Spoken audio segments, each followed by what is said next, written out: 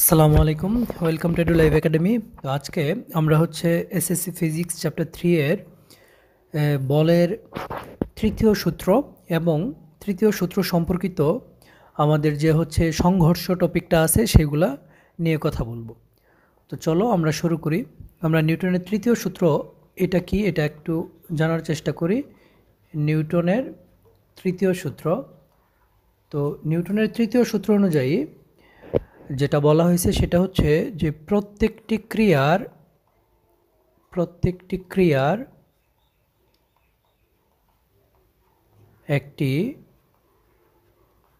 একটি সমান ও বিপরীত প্রতিক্রিয়া আছে। তো এখান থেকে আমরা জানতে পারি যে যদি কোথাও কোনো অ্যাকশন ঘটানো হয় সেটার একটা রিঅ্যাকশন ঘটবে এবং সেটা হবে সমান এবং বিপরীত। তো এখানে নিউটন সাহেব মূলত প্রতিক্রিয়া সম্পর্কে যে শব্দগুলো ইউজ করছেন এগুলো মূলত বল বোঝানো হয়েছে, যে তুমি যদি কোথাও একটা বল প্রদান করো তাহলে সেটার বিপরীতে একটা বল তোমাকে ওই বস্তু আবার প্রদান করবে এবং সমান।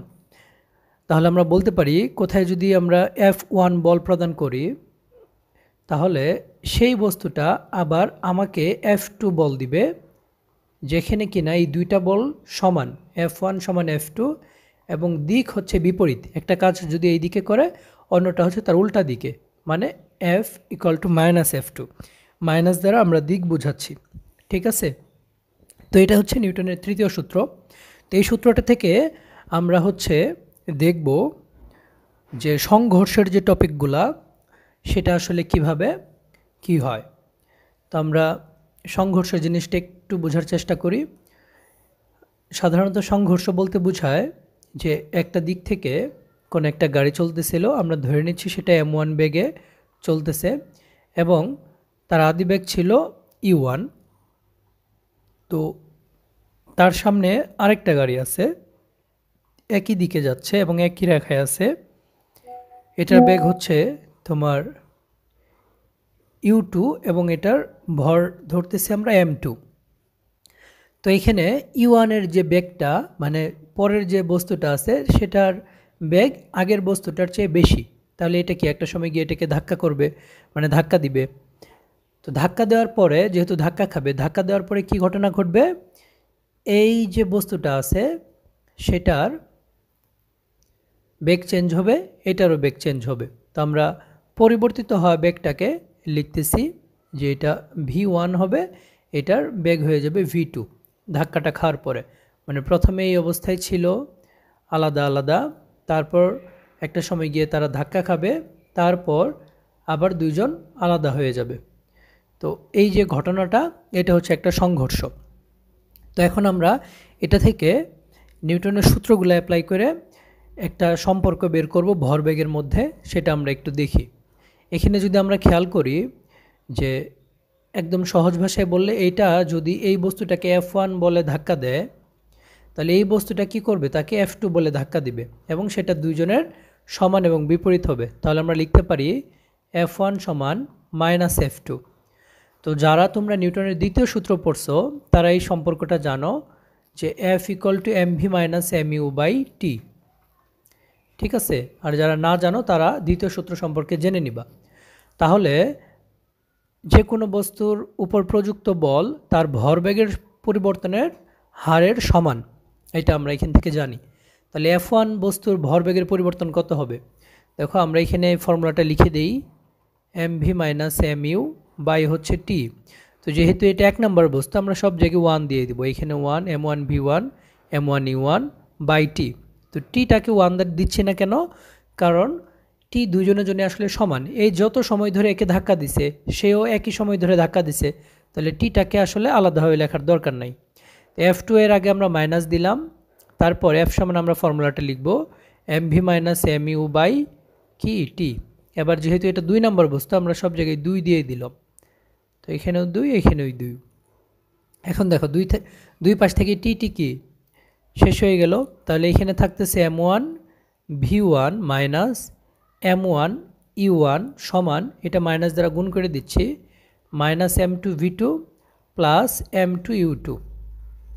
ঠিক আছে, তো এখন আমি যদি এই ইউগুলাকে এক পাশে নেই, ভিগুলাকে আরেক পাশে নেই, তাহলে দেখো এখানে আসতেছে M1 V1, এটা যদি এই পাশে আসে তাহলে কি হবে, প্লাস M2 V2 সমান হবে, এটা ওই পাশে যাবে, তাহলে M1 plus U1 plus M2 U2। এই জায়গাটাতে আমরা যদি একটু খেয়াল করি তাহলে দেখতে পাই যে বাম পাশের যে পার্টটা, এটা হচ্ছে তোমার প্রথম বস্তুর শেষ ভরবেগ, দেখো সংঘর্ষের পরে ভরবেগ না, ভর ইন্টু বেগ, আর এটা হচ্ছে দ্বিতীয় বস্তুর ভরবেগ। তাহলে বলা যায় সংঘর্ষের পরের ভরবেগের এটা সমষ্টি, দুইটা বস্তুর সংঘর্ষের পরের ভরবেগের সমষ্টি, আর এটা হচ্ছে সংঘর্ষের আগের ভরবেগের সমষ্টি। তাহলে এই থেকে একটা জিনিস বলা যাচ্ছে যে সংঘর্ষের আগের এবং পরের যে ভরবেগের সমষ্টিটা ছিল সেটা কি একই, বা ভরবেগের সমষ্টি পরিবর্তন হয় নাই, ভরবেগের সমষ্টি অপরিবর্তিত। ঠিক আছে, এই যে কোনো একটা বস্তু অপরিবর্তিত থাকা, এর মানে কি বোঝায় জানো? এর মানে হচ্ছে সংরক্ষিত থাকা। অপরিবর্তিত শব্দের একটা সমর্থক শব্দ হচ্ছে সংরক্ষিত। তাহলে আমরা বলতে পারি কি, সংঘর্ষের আগের এবং পরের ভরবেগটা কি সংরক্ষিত না? এই জিনিসটাকেই বলা হয় ভরবেগের সংরক্ষণশীলতা সূত্র। ঠিক আছে, তাহলে আমরা একটু লিখে ফেলি। ভরবেগের সংরক্ষণশীলতা সূত্র বলতে বোঝায় M1 U1 plus M2 U2 সমান M1 V1 plus M2 V2। তো এই হচ্ছে, এটাকে বলি হচ্ছে আমরা ভরবেগের সংরক্ষণশীলতা সূত্র, ভরবেগের সংরক্ষণশীলতা সূত্র। তো আশা করি এটা কারো বুঝতে কোনো সমস্যা হয় নাই।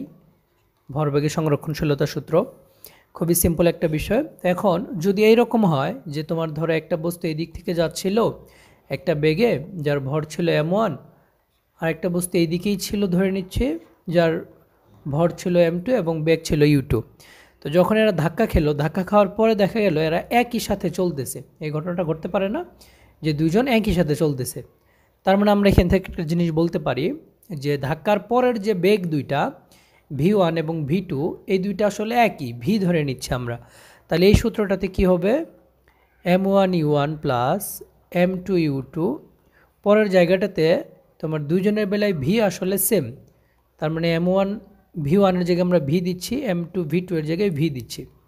তাহলে আমরা একবারে লিখতে পারি এরকম যে M1 U1 plus M2 U2 সমান V into M1 plus M2।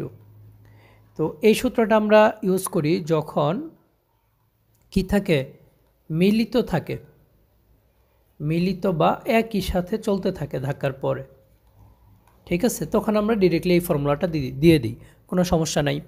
আবার আমরা জানি যে হচ্ছে তোমার বন্দুকগুলির ক্ষেত্রেও কিন্তু এটা একটা কি তোমার সংঘর্ষ। কিভাবে? বন্দুকের ভেতরে তোমার এই বন্দুক এই গুলিটাকে হিট করে, তো তখন এই গুলিটা ছুঁড়ে যায়।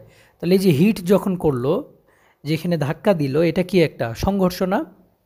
আচ্ছা, তাহলে এই জায়গার ক্ষেত্রে আমরা লিখতে পারি যে বন্দুকের ভর ধরলাম ইউ, M1 এর আদিবেগ ছিল U1, গুলির ভর ধরলাম M2 এর আদিবেগ ছিল U2, এবং যখন বন্দুকটা একটা বেগে চলে গেল সেটা ধরতেছি আমরা V2, এবং এই বন্দুক চলার পরে এই গুলিটা যখন চলে গেল সেটা ধরলাম V2, আর বন্দুকের একটা বেগ ধরে নিচ্ছি আমরা V1। এটা হচ্ছে ধাক্কার পরে একটা বেগ সৃষ্টি হয় বন্দুকের মধ্যে।